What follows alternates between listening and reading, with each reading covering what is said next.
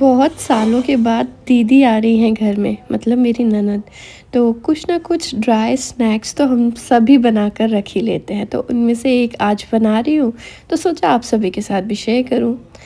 मैं यहाँ पर गेहूं का आटा ले रही हूँ 1 किलो। थोड़ी सी अजवाइन इसमें मैंने डाली है और इसी के साथ में स्वाद अनुसार इसमें हम नमक डालेंगे और फिर इसमें तेल जाएगा।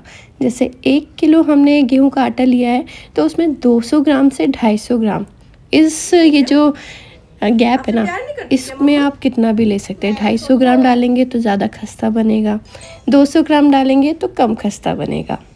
ये मेरी मम्मा की रेसिपी है। मम्मा बहुत टाइम पहले से बनाते आ रही हैं और हमारे यहाँ जब भी कभी कोई भी आता है ना, तो ये मिट्टी तो ज़रूर से बनती ही बनती है। और मम्मा बेसिकली मैदे से बनाती हैं, बस मैं मम्मा की ही रेसिपी को अब गेहूं के आटे से बनाती हूँ। तो एक ये ना, जैसे ये मैं बना रही हूँ तो बस बचपन की यादें ताज़ा हो रही है, जिस तरीके से मम्मा बनाती थी और अब मैं बना रही हूँ।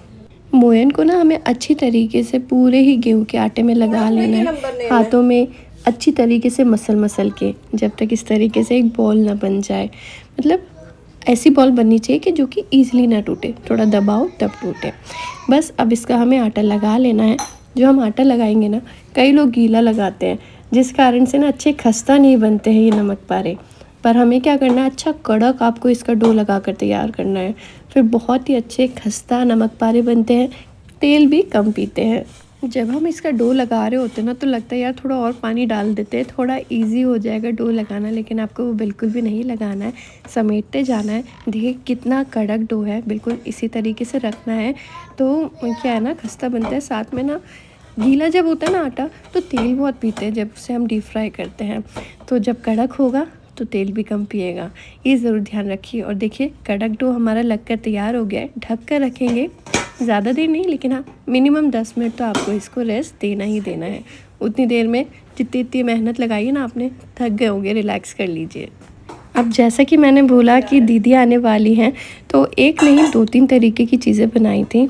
मट्ठी के लिए भी आटा लगाया था, साथ में बीटरूट वाली मट्ठी भी बनानी थी और यहाँ पर पापड़ी भी बनानी थी, तो उसका भी आटा लगाया था मैंने।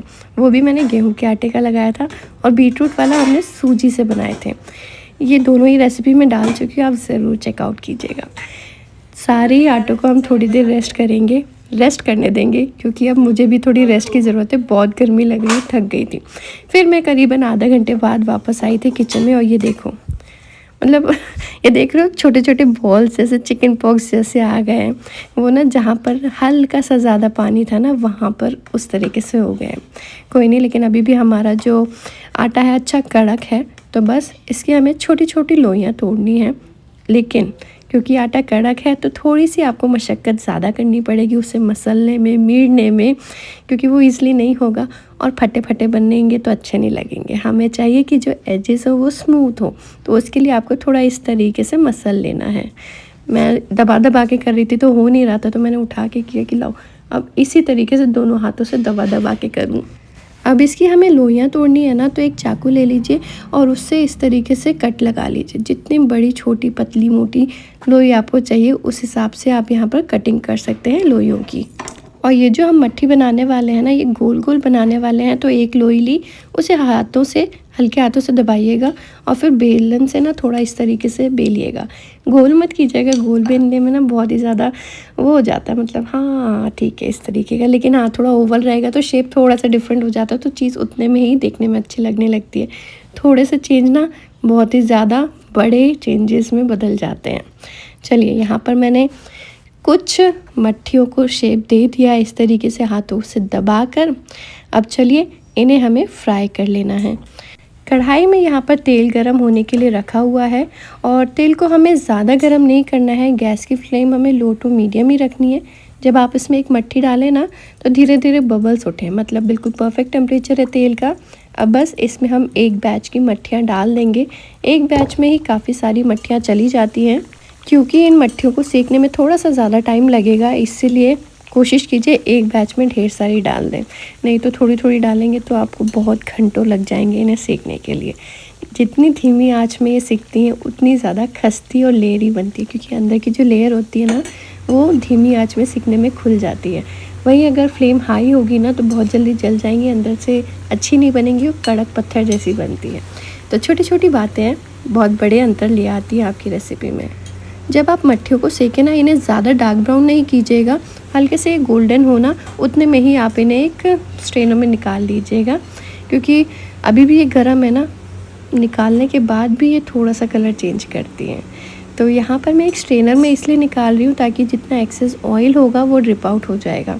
खैर उतना ज़्यादा इन मट्ठियों में नहीं था तो बिल्कुल भी ड्रिप आउट नहीं हुआ था, लेकिन आदत से मजबूर है। जब तक एक बैच की मट्ठियाँ सिक रही थी तब तक मैंने और भी मट्ठियाँ बनाकर तैयार कर ली हैं। फिर मैंने सोचा ये सारी मट्ठियाँ ही क्यों बनाना है, थोड़े से नमक पारे भी बना लेते हैं। तो बिल्कुल यही सेम डो मैंने यूज़ किया है, आधे की मट्ठियाँ बना ली, आधे के हम नमक पारे बना लेंगे। तो बिल्कुल पतला पतला इसे मैंने बेल लिया है। जितनी पतले होते हैं ना उतने ज़्यादा खाने में अच्छे लगते हैं, और अंशिका को तो बिल्कुल पतले वाले अच्छे लगते हैं। आप सब लोग मुझसे पूछते रहते हैं अंशिका कहाँ गई, अंशिका कहाँ गई। तो अंशिका अभी अपनी मम्मा पापा के पास में गई हुई है, इसलिए आप लोगों से थोड़ा मिस कर रहे हैं। जब भी दिल्ली आएगी तब उसको वीडियो में लेकर ज़रूर आऊँगी। यहाँ पर मैंने ये नमक पारे के लिए हमारी लोई को बिल्कुल पतला बेल लिया है। अब इसे कट करना है, तो जैसे कि क्या, जैसा आपका मन हो उस शेप में इसे कट कर लीजिए। मैं तो बस इसे पतले पतले लंबे रेक्टेंगुलर शेप में कट करूँगी, बिल्कुल इस तरीके से। और कटिंग के लिए आप पिज़्ज़ा कटर का यूज़ कीजिएगा, ईजी हो जाता है। और देखिए ये हमारे सारे नमक पारे यहाँ पर मैंने कट करके तैयार कर दिए एक बैच के अगेन, क्योंकि अभी 2-3 बैच के और होने वाले हैं।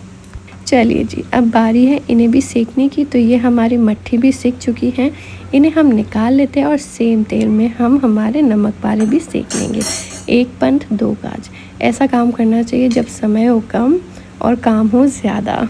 जैसे मट्ठियों को सेकने में थोड़ा ज़्यादा टाइम लगता है, नमक पारे जल्दी सिक जाएंगे क्योंकि ये पतले हैं और मट्ठियाँ काफ़ी मोटी थी एज़ कम्पेयर टू नमक पारे।